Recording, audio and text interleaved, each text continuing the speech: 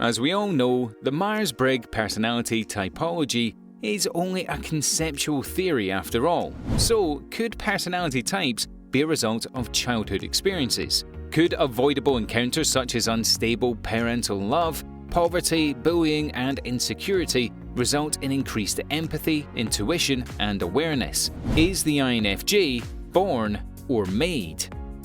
Welcome back, Psycho. Before we get into it, have you liked and subscribed to our channel? Go ahead, and be sure to click the notification bell while you're there so that you never miss a video. Jumping right into the video with hypothetical theory number 1, intuition as a survival skill. Everyone has intuitive abilities on some level, whether they choose to acknowledge them or not. It's a natural human trait. In fact, almost anyone can strengthen their intuitive abilities if they set their mind to it, because, like a muscle, intuition only gets stronger with practice. And so it's possible that INFJs, who are known to rely on intuition on such a deep level, may just have the practice of having to use their intuitive instincts to handle difficult situations. Is it possible that some INFJs spend their formative years in environments where having a sense of what to come helped them brace for impact? Since introverted intuition is all about internal thought, ideas, and patterns, is it possible that early trauma provided a playground for scenarios that challenged this natural instinct? Being able to feel energies of people around them and being able to see through others' ulterior motives all seem like intuitive strengths. But is it possible that it's all rooted from a survival mechanism that INFJs developed early on? Hypothetical theory number 2, trauma resulting in increased empathy and awareness. There's no doubting an INFJ's extreme empathy and awareness of the emotions of others. With a deep understanding of even the most complex people, INFJs can easily give someone the benefit of the doubt. But how does the INFJ truly understand the emotions of others in difficult times if they haven't felt that emotion for themselves? Of course, everyone has a certain level of human empathy, but what makes the INFJ so equipped to feel the energy of other people? And what ultimately makes them feel so called to empathize, no matter how controversial the situation may be? While this deep caring seems like a classic empath trait, and maybe that of a highly sensitive person, have most INFJs experienced an early trauma that led to this hyper-awareness of those around them? Whether it was an early loss that comes with experiencing heartache of family members and grief, or witnessing serious bullying in school, even the smallest experiences can make an impact on how we carry ourselves in adulthood, and that includes INFJs. Hypothetical theory number 3, independence versus unavoidable self-reliance. Are INFJs innately independent, or were they challenged to become self-reliant at an early age? Sure, there comes a time when every child begins to take more and more independence, but then there are children that have no choice but to do things on their own. Whether that means a lack of parental responsibility during childhood, or even a lack of friendship, making school and socializing more difficult than it needs to be. Of course, almost every INFJ can agree that they felt like the black sheep in most scenarios, choosing to take their own route voluntarily. But was it really their own choice in the beginning, or is this independence a result of settling for the road of solitude early on? It's possible that some INFJs have built a wall so high due to this factor that it feels too uncomfortable to accept help from others. Choosing to do things their own way can be a great trait, but only if it's rooted in self-empowerment and not fear of vulnerability. Hypothetical theory number 4, closed off from meeting new people due to fear of vulnerability. Speaking of vulnerability, it's not exactly a word that most INFJs are comfortable with. Well, actually, they love to see the vulnerable side of other people. In fact, they live for it. But when it comes to being vulnerable themselves, it can take a long time for the true INFJ to step outside of their shell. The question is, what does the INFJ contradiction of wanting to meet new people, but also not wanting to open up about themselves stem from? Does it really come from the INFJ feeling content with a smaller group of people? Or is it all based on a fear of vulnerability due to being shut down in the past? Is the discomfort around opening up to others similar to their sensitivity to criticism?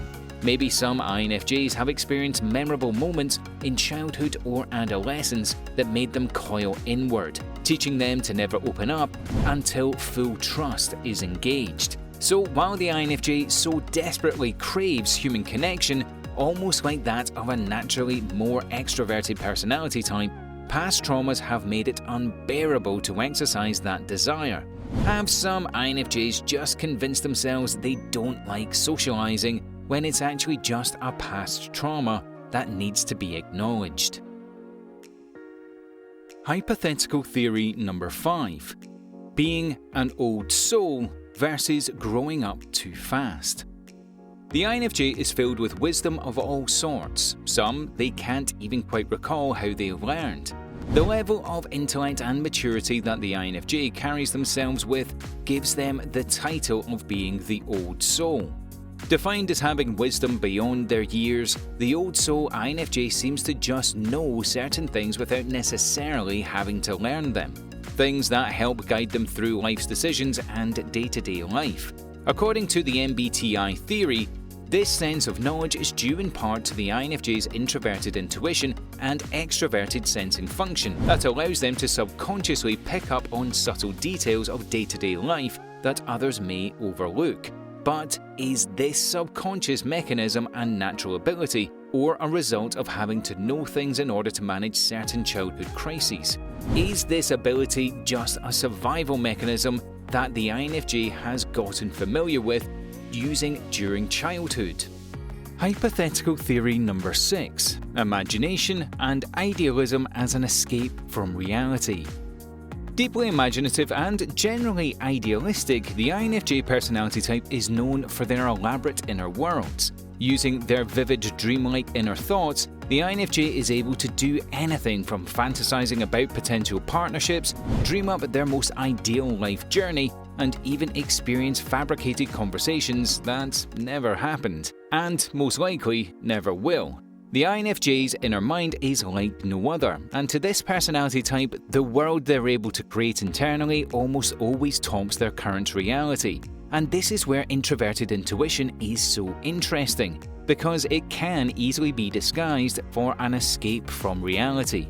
As much as this aspect of introverted intuition can be considered a natural tendency, it can also easily be mistaken for someone's attempt to mentally remove themselves from physical reality. For example, if a child witnessed their parents fighting constantly throughout childhood, they would quickly learn mechanisms that allow them to disconnect. So, it's possible that some INFJs may just be familiar with using imagination and idealistic outlooks as a coping mechanism, a way to feel better being present in an alternative reality where everything goes their way. Hypothetical theory number 7. Deep conversations in hopes to better understand themselves. INFJs love deep conversations, and they're also known for not being as in tune with their own emotions as they are with others. When it comes to their love for deep conversations, it's almost impossible to get an INFJ to open up without consistent attempts. This is because the INFJ is much more interested in trying to understand the other person rather than share things about themselves. Aside from the vulnerability factor that we've already discussed, some INFJs don't have an easy time putting their feelings into words, making it incredibly challenging to reciprocate in information shared. So, is it possible that the INFJ is so familiar with basing the way they feel on other people that they don't allow themselves to fully feel what they're feeling? Maybe some INFJs grew up in a household where they weren't able to express themselves, and so they learned to only offer emotional support rather than seeking it. It's possible that the INFJ craves these conversations in order to feel more in tune with themselves.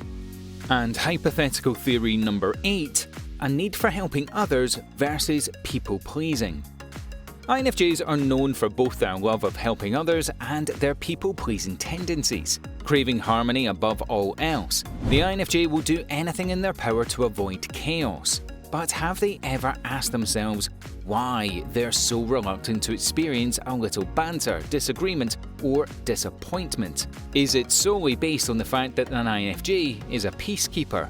Is it really due to their highly sensitive nature and perfectionism? Or have they experienced past traumas that make any minor uncomfortable situation unbearable? Is it possible that some INFJs are fearful of heavy emotions that come with displeasing others, even if it's for the sake of their own mental sanity? Do they really want to help other people, or are they just avoiding helping themselves? Well, that's it for today's Cycles. So, what do you think? Is the INFJ born or made? Let us know in the comments below. Also, don't forget to leave us a like, share this video with your friends, and also subscribe to our channel for more Cycle videos.